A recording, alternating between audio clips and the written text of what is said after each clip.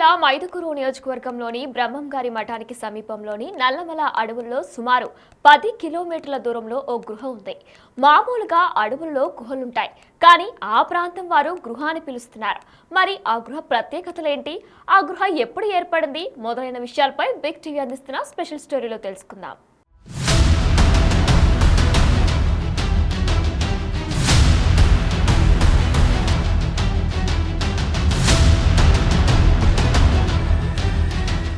కడప జిల్లా నల్లమల అడవుల్లో 350 సంవత్సరాల క్రింద బ్రహ్మంగారి మునిమనవరాలు 14 సంవత్సరాల పాటు కఠోర తపస్సు చేసింది. ఆమె పేరు ఈశ్వరీదేవి. ఆమె తపస్సు మొదలుపెట్టే సమయానికి ఆమె వయసు 12 సంవత్సరాలు మాత్రమే. దైవ జ్ఞానాన్ని పొందాలని ఉద్దేశంతో ఏకతాటిగా 14 సంవత్సరాలు ఆ గుహలోనే తపస్సు చేసింది. ఆ ప్రాంతాన్ని ఇప్పుడు ఈశ్వరీదేవి గృహ అని పిలుస్తున్నారు. ఈ గృహకు ఆ కాలంలో మరో ప్రత్యేకత ఉండేదట. భక్తులు ఆ గృహల ద్వారానే శ్రీశైల మల్లన్న యాగంటి క్షేత్రాన్ని దర్శించుకోవడానికి వెళ్లేవారట. అంతేకాదు, తిరుపతి వెంకటేశ్వర స్వామి గుడి దగ్గరకు వెళ్లే వారికి కూడా ఈ గృహ గుండా దారి ఉండేదట. ఈ విషయాలన్నీ ఇప్పటికీ ఆ ప్రాంతం వారు కథలుగా చెప్పుకుంటారు. ఈశ్వరీదేవి అమ్మవారు ఈ గృహలో తపస్సు చేసే కాలంలో ఆ ప్రాంతం అంతా సుగంధభరితమైన వాసనలు వెదజల్లేదట. ఒకరోజు ఓ గొర్రెల కాపరి ఈ వాసన ఎలా వస్తుంది, ఎక్కడి నుండి వస్తుంది అని తెలుసుకోవడానికి ఈశ్వరీమాత గృహ వద్ద పరిశీలిస్తూ ఉండగా అప్పుడు గృహలో నుండి ఈశ్వరీమాత, నాయనా, ఈ గృహ వైపు ఎందుకు వచ్చావు అని అడిగిందట. గొర్రెల కాపరి ఈ సువాసన ఎక్కడి నుండి వస్తుంది అని పరిశీలిస్తూ ఇక్కడి వరకు వచ్చాను తల్లి అన్నాడట. అప్పుడు ఈశ్వరీమాత దగ్గరకు చేరతీసి గొర్రెల కాపరిని ఆశీర్వదించి నేనిక్కడ తపస్సు చేస్తున్న విషయం ఊర్లో ప్రజలకు చెప్పొద్దని చెప్పి పంపించిందట. గొర్రెల కాపరి చాలా కాలం ఈ విషయం ఎవరికీ చెప్పలేదు. అతని వయసు అయిపోయాక అవాసన దశలో ఈశ్వరీమాత మహాతల్లి అడవిలో ఓ గృహలో తపస్సు చేస్తుంది అనే విషయం చెప్పి చనిపోయాడు. ఇక ఈ విషయం తెలిసి గ్రామస్తులు హుటాహుటిన మహాతల్లి అయిన ఈశ్వరీమాతను దర్శించుకోవడానికి పెద్ద సంఖ్యలో గృహ వైపు వెళ్లేవారు.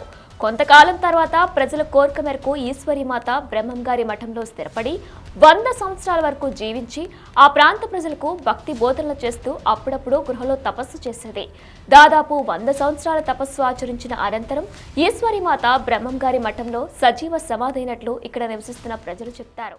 కడప జిల్లా మైదుకూరు నియోజకవర్గంలో దాదాపు మైదుకూరు నుండి 30 కిలోమీటర్ల దూరంలో ఈశ్వరీ మాత అనే ఒక గృహ ఉంది. ఈ గృహలో చాలా ప్రత్యేకతలు ఉన్నాయని చెప్పుకోవచ్చు. అయితే మనం ప్రత్యేకంగా చూసుకోవచ్చు. ఇక్కడ ప్రజెంట్ మనము ఈశ్వరీ మాత ఆశ్రమం దగ్గర ఉన్నాం. మనము ఈ ఆశ్రమం నుండి దాదాపు 1/2 కిలోమీటర్, 1 కిలోమీటర్ వ్యవధి ఇట్లా ఫారెస్ట్లో నడకదారిన మాత్రమే వెళ్ళాలా.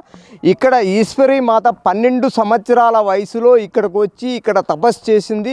ఇక్కడే తపస్సు చేసింది. ఆ తర్వాత ఈ తపస్సు చేసే సమయంలో ఈ గృహ ద్వారానే కాళహస్తికి కావచ్చు, శ్రీశైలం కావచ్చు అనే ఈ 2 మార్గాల ద్వారా కూడా శ్రీశైలంలో మల్లన్నని దర్శనం చేసుకుంటున్నారు. అలాగే ఇక్కడ కాళహస్తి దగ్గర కాళహస్తీశ్వరుని కూడా దర్శనం చేసుకునేదానికి అక్కడ మార్గాలు అనేటివి ఉన్నాయి. ఆ మార్గాలు ఎప్పుడు ఏర్పడాయి, అసలు ఈ ఈశ్వరీ మాత ఎవరు, ఈశ్వరీ మాత చరిత్ర ఏంది అనేది మనం ఇప్పుడు వెళ్ళి తెలుసుకునే ప్రయత్నం అయితే చేద్దాము.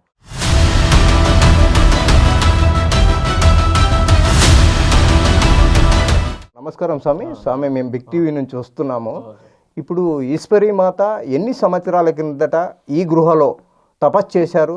300 సంవత్సరాలు అవుతుంది అమ్మవారు. 300 సంవత్సరాల కింద 12 సంవత్సరాల వయసులో 14 సంవత్సరాలు ఈ గుహలో అమ్మవారు తపస్సు చేసిందంట.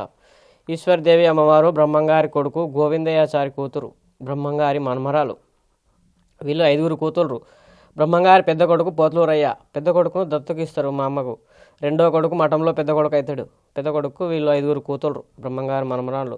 బ్రహ్మంగారు సమాధి అయిన తర్వాత ఈమె అవతరించి ఇక్కడ 12 ఏళ్ల వయసులో 14 ఏళ్ళు తపస్సు చేస్తే బ్రహ్మంగారంత శక్తిని వరం ఇచ్చాడంట ఈ గుహలో అమ్మవారికి. ఇక్కడ అమ్మవారు తపస్సు చేసినప్పుడు ఒక ఊరైన ఈ కొండకు ఆవులు మేపుతూ వస్తుంటే ఈ గుహలో నుండి సుగంధమైన వాసన వెలుగు బయటకు వస్తుంటే ఆ స్వామి లోనికి వచ్చాయంట. వచ్చగా అంత దూరాన్ని ఉన్న స్వామిని ఇక్కడ అమ్మవారు కూర్చొని ఉన్న అమ్మవారు చూసి ఆ స్వామిని ఎక్కడొచ్చావు చెంగయ్య అని చెప్పి ఆ స్వామిని పేరు పెట్టి పిలిచాయంట. అమ్మ, నేను సుగంధమైన వాసన వెలుగు వస్తుంటే నేను ఈ లోనికి వచ్చాను, నేను ప్రతిరోజు ఆవులు మేపుకుంటూ వెళ్తాను, ఏ రోజు నాకు ఇక్కడ ఉన్నదని తెలియదు అని చెప్పి ఆ స్వామి చెప్పాయంట. చెప్పగా అమ్మవారు కాస్త తీర్థ ప్రసాదం పెట్టి ఇక్కడ ఉన్న విషయం ఎవరికి చెప్పొద్దు అని చెప్పి అమ్మవారు శాస్త్రంగా నమస్కరించుకోమన్నట.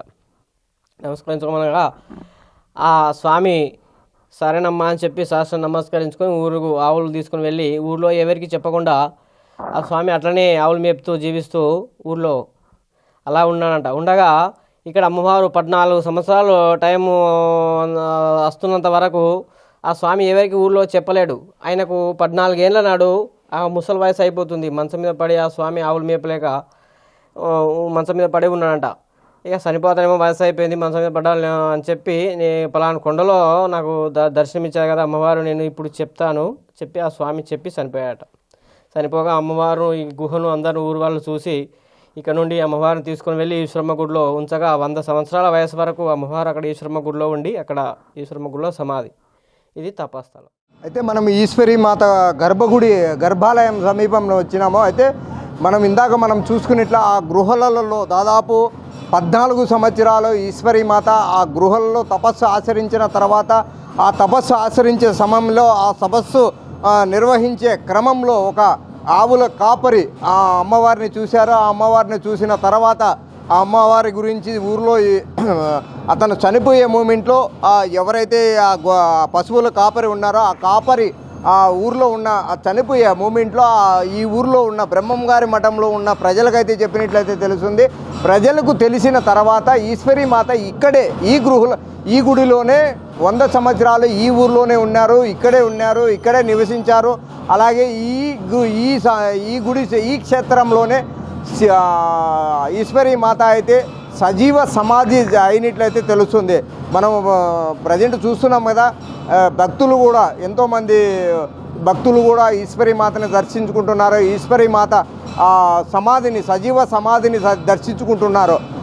ఎక్కడైతే లోపల భక్తులు ఉన్నారో ఆ భక్తులు దర్శించుకునే ఆ ప్లేస్లోనే ఈశ్వరి మాత దాదాపు బ్రహ్మం గారి మఠంలో 100 సంవత్సరాలు నివసించిన తర్వాత ఇక్కడే అమ్మవారైతే ఇక్కడే సజీవ సమాధి అయినట్లయితే చెప్తుంటారు. ఇక్కడ ఉండే పూర్వీకులు కావచ్చు, పెద్దలు కావచ్చు, గుడి నిర్వాహకులు కావచ్చు, అలాగే గుడి పూజారులు కూడా కావచ్చు. అయితే ఇంతటి ప్రాముఖ్యత కలిగిన ఎన్నో సంవత్సరాలు తపస్సు ఆచరించి ఎంతో అద్భుతమైన గృహాలకు సంబంధించిన ఎటువంటి ఆదరణ ప్రభుత్వం ద్వారా కావచ్చు, దేవాదాయ శాఖ ద్వారా కావచ్చు ఎటువంటి అభివృద్ధి చెందలేదు. అయితే ఇటువంటి గృహాలు కావచ్చు, ఇలాంటి తపస్సు ఆచరించిన పూర్వము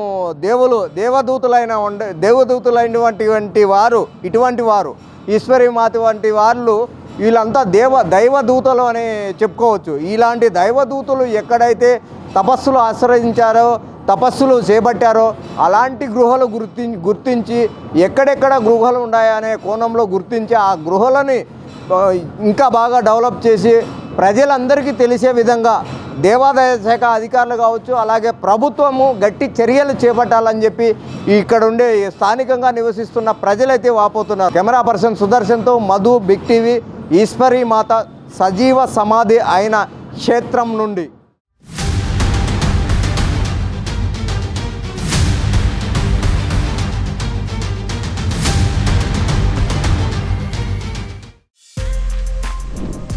For more videos like this, subscribe Big TV channel.